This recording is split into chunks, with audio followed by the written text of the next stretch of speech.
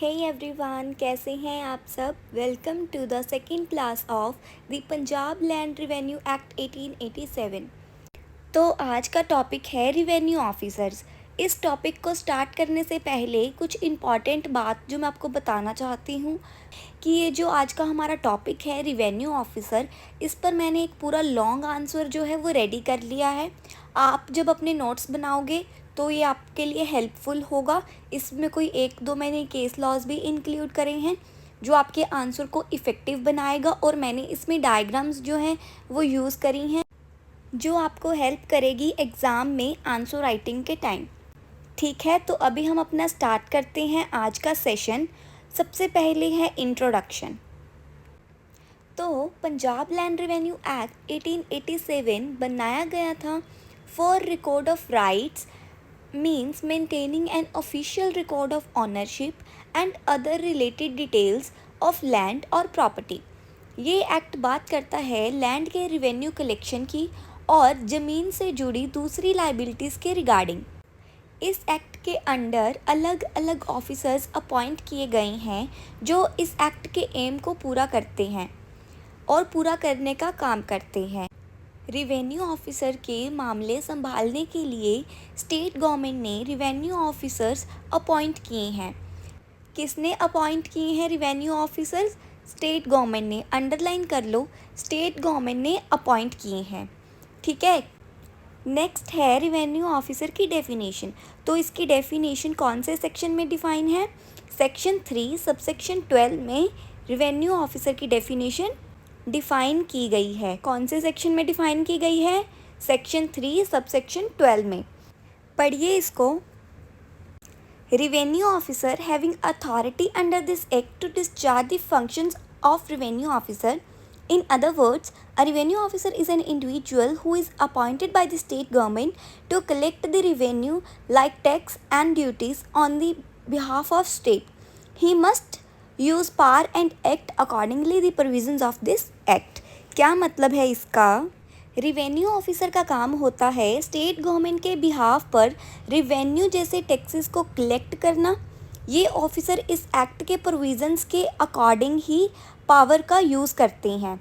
ठीक है, इसका मतलब है कि ये ऑफिसर्स इस एक्ट के रूल्स के अकॉर्डिंग काम करते हैं, यानी इन ऑफिसर्स का काम ज़मीन या प्रॉपर्टी से जुड़े रिवेन्यू मैटर्स को संभालना होता है।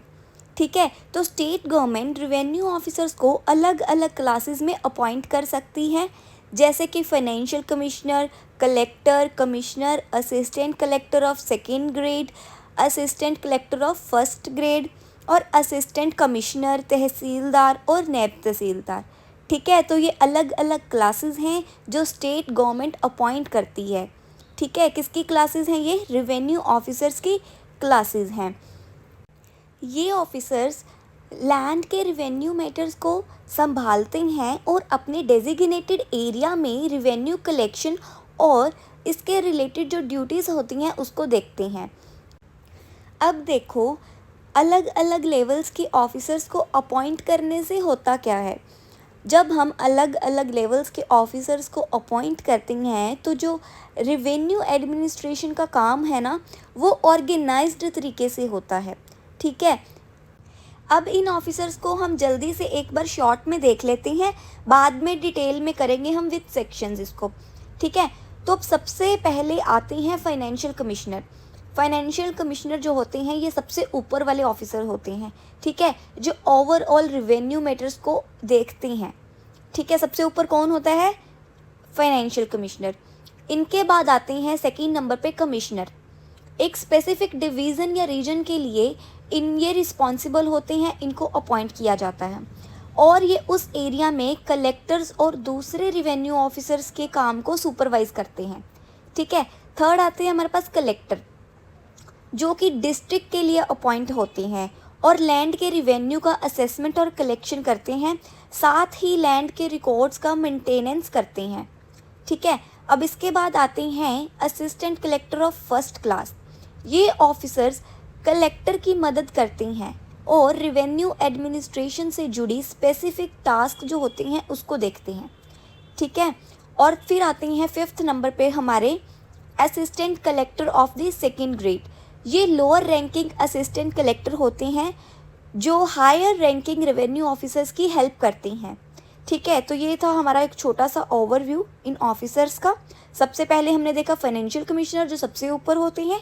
सेकंड पे हमने देखा है कमिश्नर जो कि एक स्पेसिफिक डिवीज़न के लिए या किसी पर्टिकुलर एरिया में क्या है कलेक्टर्स और दूसरे रिवेन्यू ऑफिसर्स के काम को सुपरवाइज करते हैं। थर्ड नंबर पे हमने देखा कलेक्टर जो कि एक डिस्ट्रिक्ट के लिए अपॉइंट किए जाते हैं।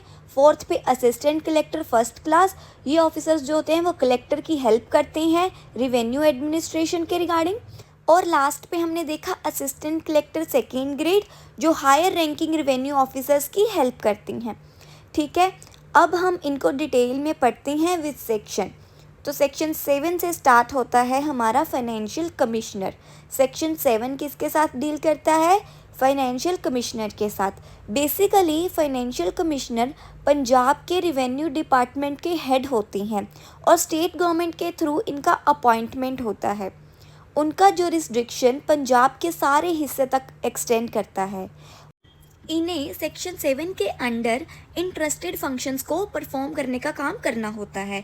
ठीक है, अपॉइंटमेंट के लिए स्टेट गवर्नमेंट एक या एक से ज़्यादा फाइनेंशियल कमिश्नर को अपॉइंट कर सकता है और उनके बीच बिजनेस का डिस्ट्रीब्यूशन करने के लिए रूल्स बना सकता है। ठीक है, तो स्टेट गवर्नमेंट क्या कर सकती है? एक या एक से ज़्यादा फाइनेंशियल कमिश्नर भी अपॉइंट कर सकती है और इनके बीच जो बिजनेस का डिस्ट्रीब्यूशन करने के लिए वो रूल्स भी बना सकते हैं। सिंपली देखें तो फाइनेंशियल कमिश्नर पंजाब के रिवेन्यू डिपार्टमेंट का मुखिया होता है, मींस हेड होता है और स्टेट गवर्नमेंट द्वारा उनका अपॉइंटमेंट होता है।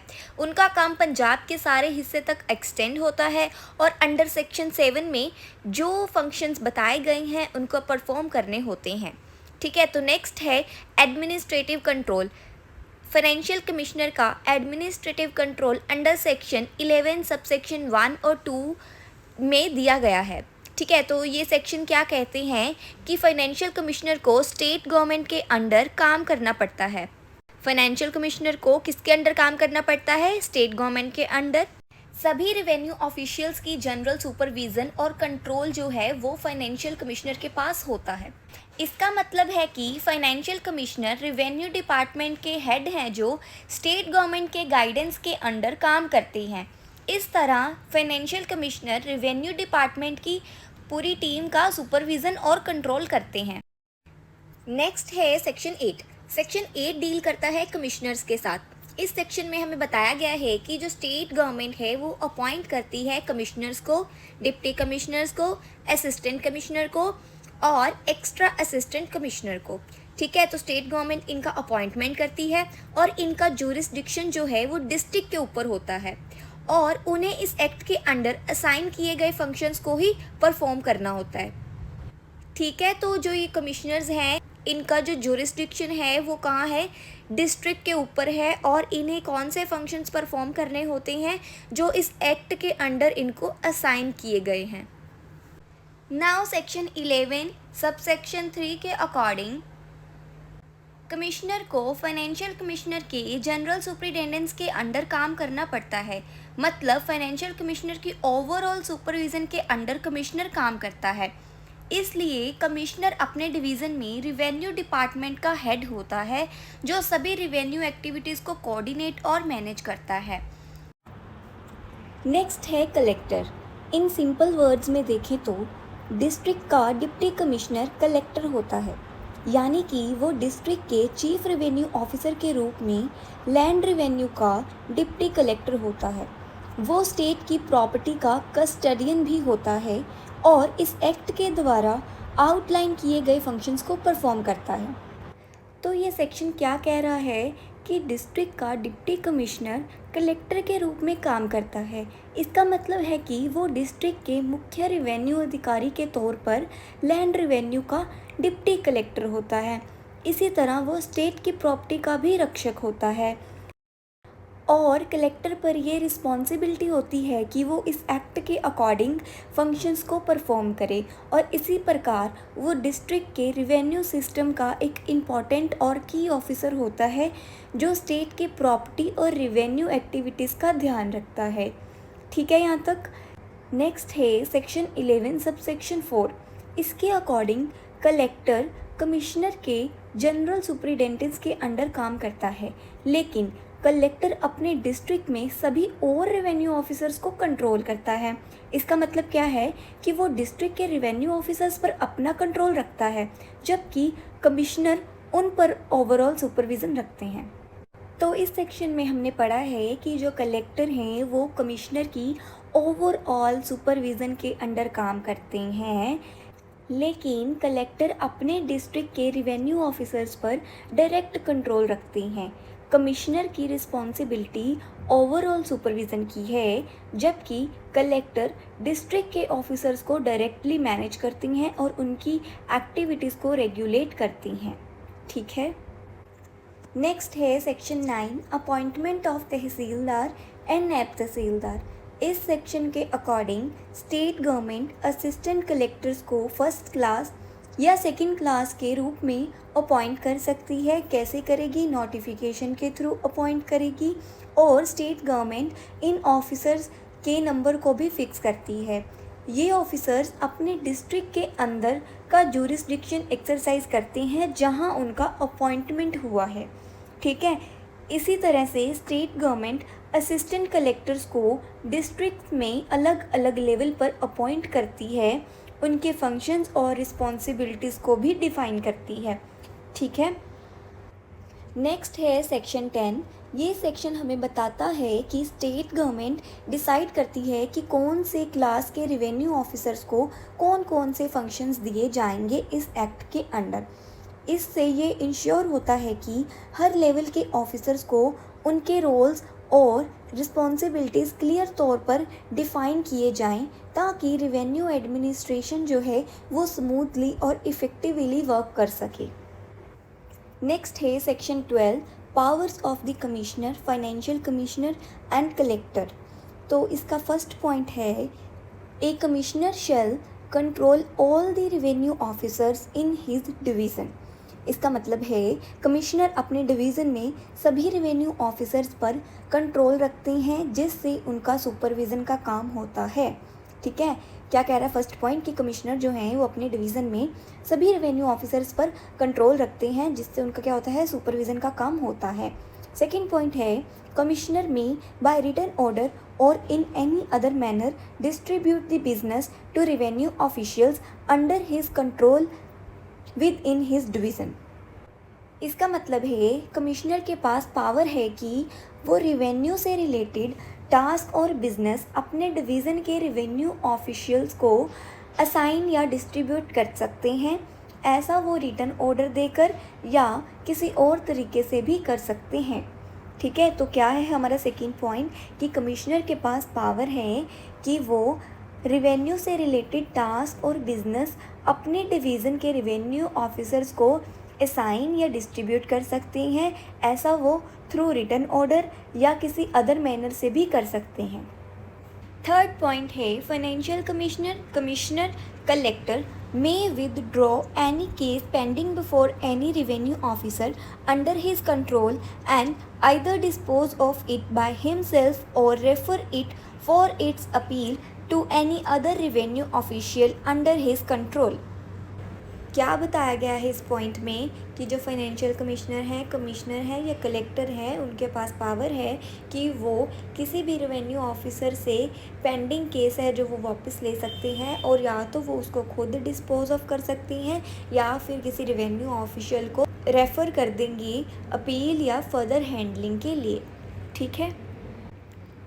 Next point number 4 any order made under this section with respect to withdrawal or transfer of any case does not empower any officer to do such things for which he is not competent within the local limits of his own jurisdiction। It means कि officers किसी भी case को handle करते वक्त उनके authorised powers या jurisdiction के बाहर कोई कार्यवाही नहीं कर सकते, चाहे केस उन्हें ट्रांसफ़र किया गया हो तब भी वो नहीं कर सकते। ठीक है। तो इसका मतलब क्या है कि कोई ऑफिसर किसी भी केस को हैंडल करते हुए क्या नहीं कर सकते? अपनी ऑथोराइज्ड पावर्स या जुरिस्डिक्शन के बाहर कोई कार्रवाई नहीं कर सकते जो उनके ऑलरेडी कॉम्पिटेंट पावर से ज़्यादा हो। नेक्स्ट सेक्शन है सेक्शन 13। इस सेक्शन के अकॉर्डिंग अगर कोई ऑर्डर असिस्टेंट कलेक्टर द्वारा दिया गया है तो उसके खिलाफ अपील जो है वो किसके पास जाएगी? कलेक्टर के पास। और अगर कोई ऑर्डर कलेक्टर ने पास किया है तो उसके अगेंस्ट अपील जाएगी कमिश्नर के पास। और अगर कोई ऑर्डर कमिश्नर ने पास किया है तो उसके अगेंस्ट अपील जाएगी फाइनेंशियल कमिश्नर के पास। ठीक है, तो इस सेक्शन से हमें पता चलता है कि अगर कोई ऑर्डर असिस्टेंट कलेक्टर ने पास किया है तो उसके अगेंस्ट हम अपील कहाँ पे कर सकते हैं, मतलब किसको कर सकते हैं? कलेक्टर को। और अगर कोई ऑर्डर कलेक्टर ने पास किया है तो उसके अगेंस्ट हम अपील करेंगे कमिश्नर को। और अगर कमिश्नर ने कोई ऑर्डर पास किया है और उसके अगेंस्ट हमको अपील करनी है तो वो कहाँ करेंगे? हम फाइनेंशियल कमिश्नर के पास करेंगे। ठीक है, आगे पढ़ते हैं अब हम। Provided that when original order is confirmed on first appeal no further appeal shall lie. इसका क्या मतलब है? अगर कोई ओरिजिनल ऑर्डर पहली अपील में कंफर्म हो जाता है तो कोई और अपील नहीं की जा सकती है। क्या? अगर कोई ओरिजिनल ऑर्डर पहली अपील में ही कंफर्म हो जाता है तो कोई और अपील नहीं की जाएगी। इसका मतलब है कि अगर जो कलेक्टर है वो असिस्टेंट कलेक्टर का ऑर्डर कंफर्म करता है या कमिश्नर कलेक्टर का ऑर्डर कंफर्म करता है या फाइनेंशियल कमिश्नर किसका ऑर्डर कंफर्म करता है? कमिश्नर का, तो ये फैसला, इनका जो डिसीज़न होगा वो फाइनल होएगा और कोई और अपील नहीं की जा सकती। तो नेक्स्ट पॉइंट है हमारा, when any order is modified और reversed on appeal by collector और commissioner it shall be final. अब इसका क्या मतलब है? अगर किसी भी ऑर्डर को कलेक्टर या कमिश्नर के द्वारा अपील में मॉडिफाई या रिवर्स किया जाता है तो ये जो उनका फैसला होता है, डिसीज़न होता है, वो फाइनल होता है। ठीक है, अगर किसी भी ऑर्डर को कलेक्टर या कमिश्नर के द्वारा अपील में मॉडिफाई या रिवर्स करते हैं तो वो डिसीज़न उनका फाइनल होता है। इसका मतलब है अगर कलेक्टर या कमिश्नर ओरिजिनल ऑर्डर को अपील में मॉडिफाई या ओवरटर्न करते हैं तो उनका जो ये नया डिसीज़न होगा वो बाइंडिंग होएगा। ठीक है, और कोई अपील फाइल नहीं की जा सकती। ठीक है, अगर हम अब इस सेक्शन को सिंपल लैंग्वेज में देखें तो जब कोई रेवेन्यू ऑफिसर कोई ऑर्डर देता है तो आप उस ऑर्डर के खिलाफ एक हायर अथॉरिटी तक अपील कर सकते हैं। जैसे कि हमने देखा असिस्टेंट कलेक्टर से कलेक्टर तक, कलेक्टर से कमिश्नर तक और कमिश्नर से फाइनेंशियल कमिश्नर तक। और फिर हमने देखा अपील्स की लिमिटेशन, लाइक अगर पहली बार अपील में ओरिजिनल डिसीज़न कंफर्म हो जाता है तो आगे और अपील नहीं की जा सकती। फिर हमने देखा अगर कलेक्टर या कमिश्नर ओरिजिनल डिसीज़न को अपील में मॉडिफाई या ओवरटर्न करते हैं तो जो डिसीज़न होता है वो फाइनल होता है और आगे कोई अपील नहीं की जा सकती। ठीक है, नेक्स्ट है सेक्शन 14, अपील फाइल करने का लिमिटेशन पीरियड। सेक्शन 14 के अकॉर्डिंग किसी भी ऑर्डर के अगेंस्ट अपील फाइल करने के लिए एक स्पेसिफिक टाइम पीरियड, मतलब कि लिमिटेशन पीरियड दिया गया है। ये टाइम पीरियड अलग अलग अथॉरिटीज़ के लिए अलग है। ठीक है, तो अभी हम देखते हैं। इस सेक्शन में मेन आपको जो याद रखना है वो है 30 डेज़, 60 डेज़ और 90 डेज़। फर्स्ट इज़, अगर आप कलेक्टर के अगेंस्ट अपील फाइल करना चाहते हैं तो आपको ऑर्डर की डेट से 30 डेज़ के अंदर अपील फाइल करनी होगी। सेकेंड इज़, अगर आप कमिश्नर के अगेंस्ट अपील फाइल करना चाहते हैं तो आपको ऑर्डर की डेट से 60 डेज़ के अंदर अपील फाइल करनी होगी। थर्ड वन इज़, अगर आप फाइनेंशियल कमिश्नर के अगेंस्ट अपील फाइल करना चाहते हैं तो आपको ऑर्डर की डेट से 90 डेज़ के अंदर अपील फाइल करनी होगी। ठीक है, कलेक्टर के लिए कितने डेज़? 30 डेज़, कमिश्नर के लिए 60 डेज़ और फाइनेंशियल कमिश्नर के लिए 90 डेज़। ठीक है, क्या याद रखना है? कलेक्टर के पास अपील फाइल करने का जो टाइम लिमिट है वो कितना है? 23 दिन। ठीक है, कमिश्नर के लिए कितना टाइम पीरियड है हमारे पास? 60 डेज़। और फाइनेंशियल कमिश्नर के पास अपील फाइल करने का टाइम लिमिट कितना है हमारे पास? 90 डेज़। नेक्स्ट है section 15, review by revenue officers. Section 15 के अकॉर्डिंग रिवेन्यू ऑफिसर अपने या अपने प्रीडिसेसर के ऑर्डर्स को रिव्यू, मतलब कि दोबारा देखना, रिवर्स मतलब बदलना या कंफर्म मतलब मंजूर करना, ये तीनों चीज़ें कर सकते हैं। ये प्रोसेस दोनों तरफ से इनिशिएट हो सकता है, खुद ऑफिसर या किसी पार्टी की रिक्वेस्ट पर। ठीक है, अब next, provided that when commissioner, collector or any revenue officer of a class below the rank of collector can review the order but first obtain the sanction of revenue officer under whom control he is। इसका मतलब है अगर review एक commissioner, collector या किसी भी revenue officer जो एक कलेक्टर के रैंक से नीचे किसी ऑफिसर द्वारा किया जा रहा है तो उन्हें अपने सुपरवाइजिंग रेवेन्यू ऑफिसर से अप्रूवल लेना होगा।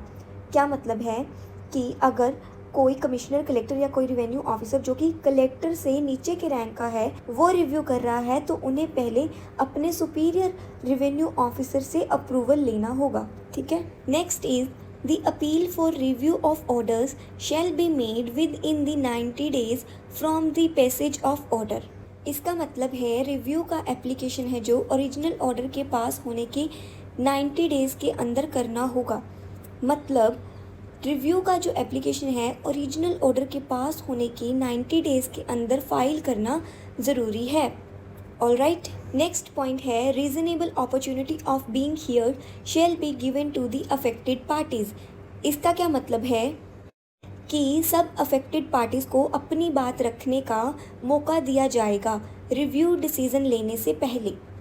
क्या होगा, सभी अफेक्टेड पार्टीज़ को सुनवाई का एक रीज़नेबल मौका देना होगा। मतलब रिव्यू डिसीज़न लेने से पहले अफेक्टेड पार्टीज़ को अपनी बात रखने का मौका दिया जाएगा। ठीक है, नेक्स्ट है section 16, power to call for examine and revise proceedings of revenue officer. तो सेक्शन 16 हमें ये कहता है कि फाइनेंशियल कमिश्नर, कमिश्नर या कलेक्टर किसी भी समय अपने से नीचे काम करने वाले किसी भी रेवेन्यू ऑफिसर के पास पेंडिंग केसेस की फाइल्स मंगवा सकते हैं। ये वो इसलिए करते हैं ताकि उस केस की जांच मींस इन्वेस्टिगेशन कर सके। इन्वेस्टिगेशन करने के बाद फाइनेंशियल कमिश्नर, कमिश्नर या कलेक्टर अपनी सोच के अकॉर्डिंग उस केस में कोई भी डिसीज़न ले सकते हैं, चाहे वो डिसीज़न पहले वाले ऑर्डर को बदलने या कैंसिल करने का ही क्यों ना हो। ठीक है, now move to section 17, powers to make rules as to procedure. Section 17 के अकॉर्डिंग स्टेट गवर्नमेंट के पास ये पावर है कि वो कुछ रूल्स बना सकती है जो रिवेन्यू ऑफिसर्स को उनके काम करने के तरीके के बारे में गाइड करे। ये रूल्स इस एक्ट के साथ कंसिस्टेंट होने चाहिए। ये रूल्स इसलिए बनाए जाते हैं ताकि फर्स्ट इज इजेक्शन ऑर्डर्स, जब किसी को ज़मीन या प्रॉपर्टी से निकालने का ऑर्डर दिया जाए तो उसे कैसे इन्फोर्स करना है इसका तरीका तय हो। Second is possession of property, अगर किसी को ज़मीन या प्रॉपर्टी का कब्ज़ा दिया जाए तो उसका प्रोसीजर क्या होगा ये स्पेसिफाई किया जाए। थर्ड इज़ कंटेम्प्ट और रेसिस्टेंस, अगर कोई रिवेन्यू ऑफिसर के ऑर्डर्स को मानने से इनकार करे या उनका अपमान करे तो ऐसे सिचुएशंस को कैसे हैंडल करना है इसके लिए रूल्स बनाए जा सकें। एंड फोर्थ इज़ अगर ज़रूरत पड़े तो एक रेवेन्यू ऑफिसर अपना केस किसी दूसरे ऑफिसर के पास जांच और रिपोर्ट के लिए भेज सकता है, मतलब कि इन्वेस्टिगेशन के लिए भेज सकता है।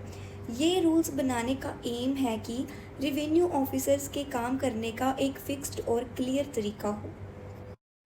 नेक्स्ट है सेक्शन 18, ये बताता है कि अगर किसी को रेवेन्यू ऑफिसर के पास अपनी बात रखनी है तो वो दो तरीके से कर सकते हैं। पहला, खुद से, जो लोग केस में शामिल हैं वो अपनी बात खुद रेवेन्यू ऑफिसर के सामने रख सकते हैं।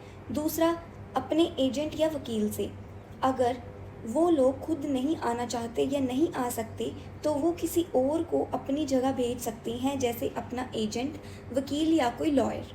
ठीक है, इसका मतलब है कि या तो आप खुद अपनी बात रख सकते हो रेवेन्यू ऑफिसर के सामने या फिर अपने बिहाफ पे किसी और को भेज सकते हो जो आपकी तरफ से बात करे। नेक्स्ट है section 19, power of revenue officer to summon person.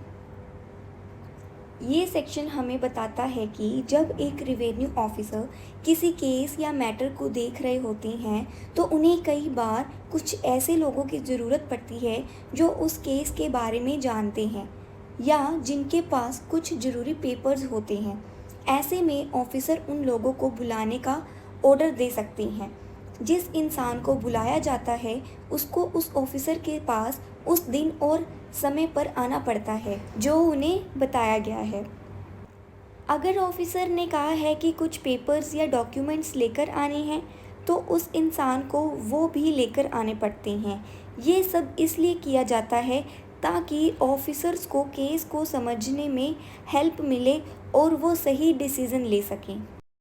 तो इस सेक्शन में हमें यही बताया गया है कि जब एक रिवेन्यू ऑफिसर किसी को बुलाने का फैसला करते हैं तो वो एक सम्मन भेजते हैं। सम्मन एक ऐसा लेटर या नोटिस होता है जो ये बताता है कि उस इंसान को कब और कहाँ आना है, लेकिन ऑफिसर को ये कंफर्म करना पड़ता है कि ये सम्मन्स उस इंसान तक ज़रूर पहुँचे।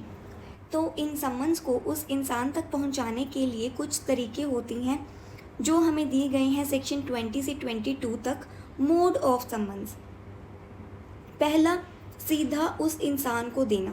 ऑफिसर कोशिश करते हैं कि ये सम्मन सीधा उस इंसान को दिया जाए जिसको बुलाया गया है ताकि वो डायरेक्टली जान सके कि उसे कब और कहाँ आना है।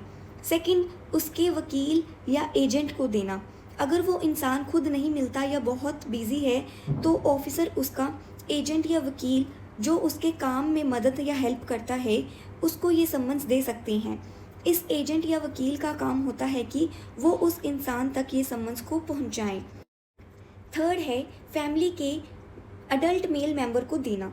अगर उस इंसान और उसके एजेंट दोनों ही अवेलेबल नहीं हैं तो ऑफिसर उस इंसान के घर किसी भी अडल्ट मेल मेंबर को वो सम्मन्स दे सकते हैं। वो परिवार का मेंबर होता है जो उसके साथ ही रहता है। इससे ये इंश्योर होता है कि सम्मन्स किसी ऐसे इंसान के पास हैं जो उसको दे सकते हैं। नेक्स्ट है section 25, discharge of duties of collector. Section 25 ये कहता है कि अगर कलेक्टर जो एक इम्पॉर्टेंट ऑफिसर होते हैं किसी वजह से अपना काम नहीं कर पाते तो स्टेट गवर्नमेंट किसी दूसरे ऑफिसर को टेम्परेरीली उनका काम संभालने के लिए अपॉइंट कर देती हैं। बिल्कुल उस तरह जैसे स्कूल में अगर प्रिंसिपल कुछ टाइम के लिए स्कूल नहीं आ पाते तो वाइस प्रिंसिपल या कोई और टीचर उनकी जगह उनका काम करते हैं ताकि स्कूल का काम रुके नहीं। ठीक है, सेम उसी तरह जब कलेक्टर अपना काम नहीं कर पाते तो स्टेट गवर्नमेंट किसी दूसरे ऑफिसर को अपॉइंट कर देती है कुछ टाइम पीरियड के लिए। इसका मतलब ये है कि अगर कलेक्टर अपने काम नहीं कर सकता तो स्टेट गवर्नमेंट किसी और को उस काम को टेम्परेरीली संभालने के लिए भेजती है। नेक्स्ट है section 26, retention of power bye revenue officer on transfer. Section 26 कहता है कि जब एक रिवेन्यू ऑफिसर जो एक पर्टिकुलर एरिया में अपना काम कर रहा होता है उसको एक दूसरी जगह भेज दिया जाता है, ट्रांसफ़र कर दिया जाता है, तो भी उसके पास पहले वाले एरिया के ऊपर अपने पावर्स रहते हैं। मतलब वो ऑफिसर अपने नए एरिया में काम करते हुए पहले वाले एरिया के काम को भी देख सकते हैं जब तक स्टेट गवर्नमेंट स्पेसिफिकली नहीं कहती कि अब आप सिर्फ नए एरिया का काम देखना। इन सिंपल वर्ड्स, जब तक स्टेट गवर्नमेंट कुछ और नहीं कहती तब तक वो ऑफिसर अपने पहले वाले एरिया में भी काम कर सकते हैं चाहे उनको दूसरी जगह ट्रांसफ़र कर दिया गया हो। नेक्स्ट है section 27, conferment of powers on revenue officer. इस सेक्शन के अकॉर्डिंग स्टेट गवर्नमेंट किसी भी रिवेन्यू ऑफिसर्स को स्पेशल पावर्स दे सकती है। ये पावर्स देकर वो ऑफिसर्स को एक्स्ट्रा अथॉरिटी देती हैं जो उन्हें कुछ स्पेसिफिक काम करने में हेल्प करती हैं। मान लो स्टेट गवर्नमेंट कुछ इम्पॉर्टेंट काम के लिए फाइनेंशियल कमिश्नर या कलेक्टर को स्पेशल पावर्स देना चाहती है तो वो एक ऑफिशियल नोटिफिकेशन के थ्रू उन्हें ये पावर्स दे सकते हैं। ठीक है, तो ये टॉपिक हमारा यहाँ पर फिनिश होता है। Please make notes on this topic because ये एग्ज़ाम पॉइंट ऑफ व्यू से इम्पॉर्टेंट है। और अब हम मिलते हैं नेक्स्ट वीडियो में, तब तक के लिए बाय बाय।